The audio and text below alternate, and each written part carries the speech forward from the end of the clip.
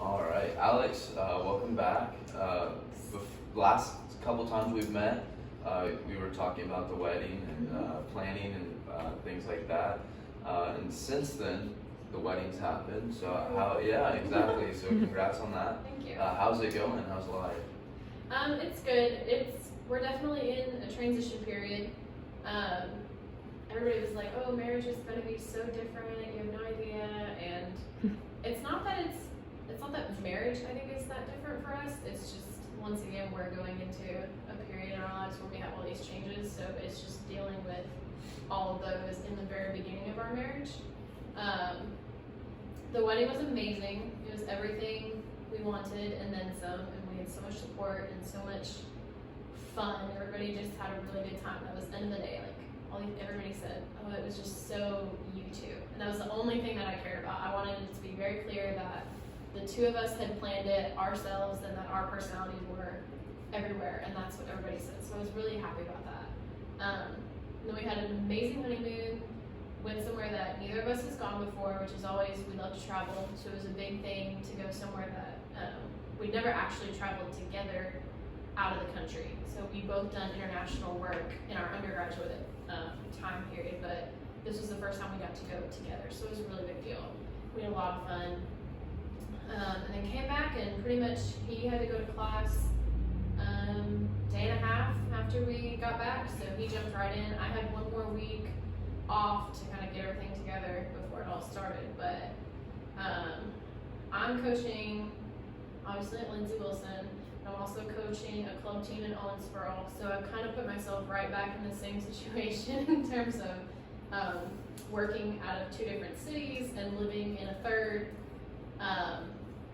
So I was really worried just in terms of time, how much time, in the very beginning of our marriage that we would get together. And it's actually been more than I thought. He's come with me to my first two tournaments. He's had weekends off, so he's been able to come, and my assistant coach couldn't come, so he's coached with me, which is something we've never done before. And he's not a volleyball coach, but I played, his sister plays D1. He knows the game very well, and the girls think he's really funny when he repeats everything that I say louder and in a deeper voice. Like, that's going to make an impact on how they play. But it was a lot of fun. It's just been, there have been some difficult things in terms of, I guess it's really settled in for me that I'm away from my family, which he moved away for college, so he's already gone through that, he's dealt with it, and I was there for him through all of that, so he's been really supportive, he's been there, but it's just been harder for me than I thought it would be, I guess, since the wedding, and another brother went to college this year, so the little ones, the younger siblings, have been not dealing with that very well. When I went to college, I was in Owensboro, so I was there.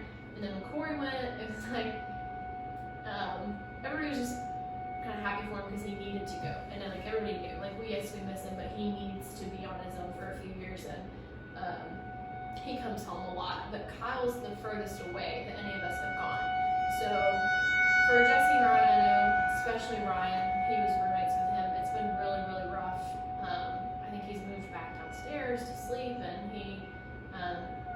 he's been struggling, and they'll write me letters, and I just cry every time I open one, but I get to see them every couple weeks. I have to go into town every weekend for practice if we don't have a tournament, but I just always feel like when we're in town, it's very scheduled. It's very 30-minute increments when we have to see everybody. Both of our families are there, and we've got to make time for everybody, and there's never just a full 24 hours that we're in the same place and can really just soak it all in and enjoy it. So it just doesn't feel like I'm, I guess, getting the time that I need with them. And then my mom's been sick recently, and she doesn't get sick very often, and when she does, it's usually not super serious, but it's something that stays with her for a little while. And I know her job is just kind of really rough right now, and I'm not there to take care of her. And my stepdad's amazing, but she and I are very close, and I think the distance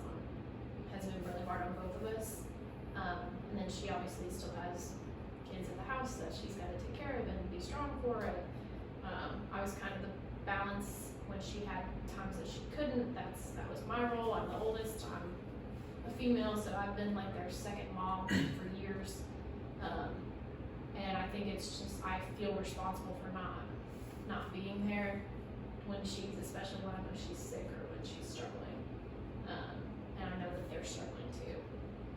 But, I mean, he's great. He knows, and when I come, he knows instantly if I'm upset, and he's like, all right, like, just get it out. What is it? Tell me, what do you need from me? And everything anyone could ask for in a relationship. But then I feel guilty for putting that on him sometimes, and he says that I put too much on myself, but he knows me, and he knows that's probably never going to change.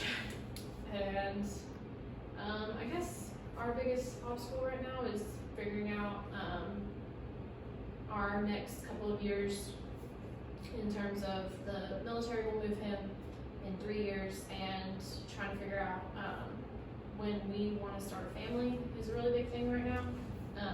His grandparents are a lot older. His parents are 10, 15 years older than mine, so it's kind of a different dynamic in terms of, you know, how long we should wait to make sure that we have time with them, and whether or not we start a family before we move away, and when we get it. I don't want my kids to not have their grandparents and their aunts and uncles around, so I'm trying to figure that out right now.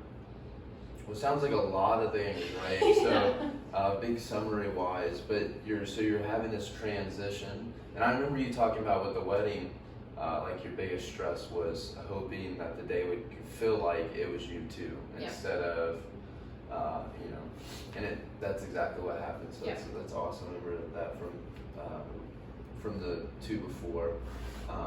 So the same situation has happened. You're working in, seems like 2 different cities, but you're also living in Bowling Green, right, with your husband, and so it feels like you're having all this time and different places pulling you different places. So you're coaching in college, but you also have a club team, and then you're newly married, but also your family's kind of going through this transition of your siblings are going to college, and you feel like this sense of responsibility for being there for them, but also your mom's dealing with sickness and then a job, and so you're kind of being pulled that way as well.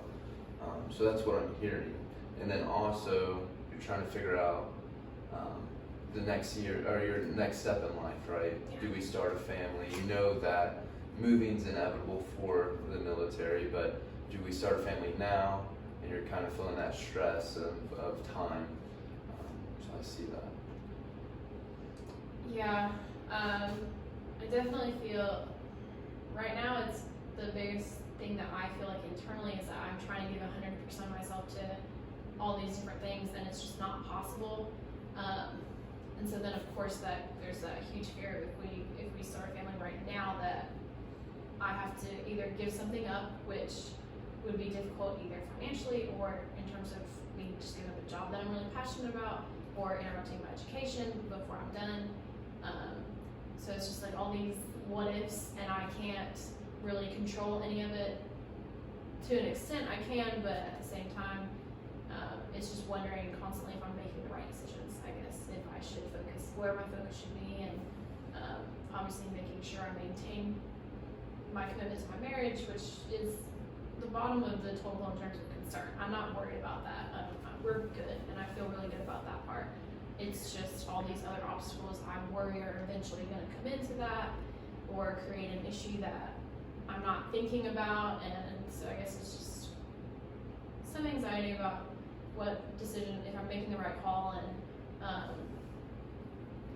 I know that I think about other people's concerns too often, and I should focus on what he and I think is best, but it's still, there are a lot of voices, there are a lot of opinions, and there are a lot of people that are important to us that it's not necessarily they're saying you have to do this, it's just there is this, you know, all of his cousins who got married are having babies right now, and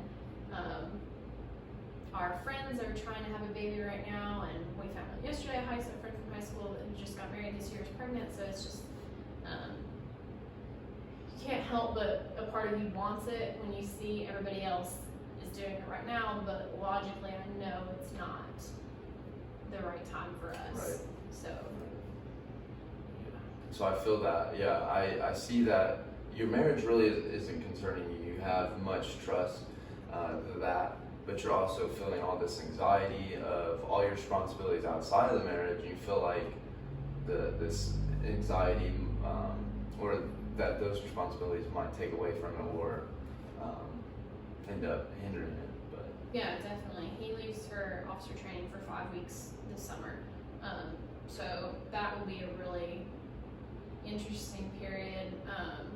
I'm not going to be working this summer outside of Lindsay, so I feel like I'm going to have a lot more free time, but of course as soon as that opens up, that's when he gets taken away for that period of time. So